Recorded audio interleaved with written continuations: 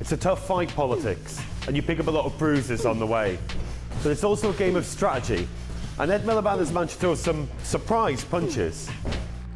A year ago, he addressed Labour Party conference on fighting form, but the man his opponents call Red Ed drew historical inspiration from the blue corner. One nation, a country where everyone has a stake.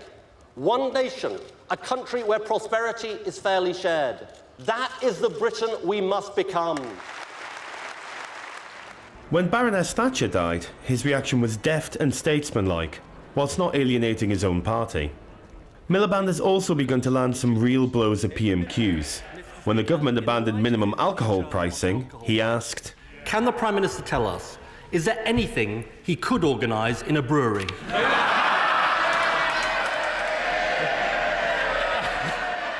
But the Labour leader still needs to answer the crucial question: what will you do in government? Or the more tricky version: why should people bother to vote Labour? And how would a Labour government be any different this time? It could be a struggle to prove to everyone that you're 100% fighting fit. Two key areas where Labour need to make their punches count are the economy and welfare. Labour has begun to lay out some of the building blocks for a new economy. A mansion tax, a return to the 10p tax rate, a welfare cap of sorts, and cracking down on 0 hours contracts, all as part of a cost of living push. But the party has only a narrow and declining lead in the polls, despite years of slow or no growth. So if Labour hasn't won the argument on the economy so far, how will they win over the public now the economy is growing? On welfare, Ed Miliband has emphasised the key to lowering the bill is getting people into work, like these apprentices. And he's right. He's also tried to avoid fueling the rhetoric of scroungers and bashing the poor. But if the party is to be successful at winning over the public, they must be convinced that Labour can be trusted with their money.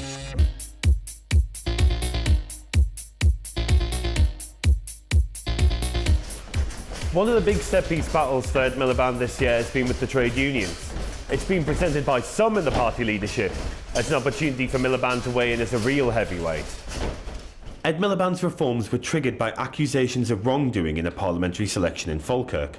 And although the party recently concluded that there was no wrongdoing, the changes are still going ahead. I think this is a defining moment, and I think it's bold and it's strong. It's real leadership, this. Maybe, but the decision has already cost the Labour Party financially. The GMB cut their affiliation fees by over £1 million a year, and Labour could end up over £8 million a year poorer. Syria has also been seen as a defining leadership issue for Ed Miliband. Some accuse him of opportunism, others accuse him of bending to the will of his MPs. But Miliband's opposition to action based on the circumstances in August was a principled position, based on a need for evidence and planning, supported by his party and the population at large.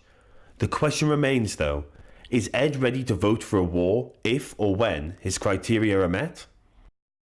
There's one rule in a political contest: you can't disappear in the middle of the fight. As Ed Miliband learned this summer, going on holiday can lead to trouble, especially when most of the shadow cabinet go quiet too. It led to criticisms of a policy vacuum, with some backbenchers openly questioning the party's direction and Ed's leadership. And it wasn't long before the media narrative turned against him once again, fueled by and fueling his low personal opinion ratings. Careful, careful. All party leaders get egg on their face, or jackets, from time to time. But over the next year, Ed Miliband really needs to get on the front foot. The conference speech will be important, but we also need now to see some serious policy messages and detail. Ed needs to show that he can be a winner, and a bold one, in the next 12 months. That Labour are up for the fight. Because wouldn't it be nice to turn up to conference next year and not have it described as make or break?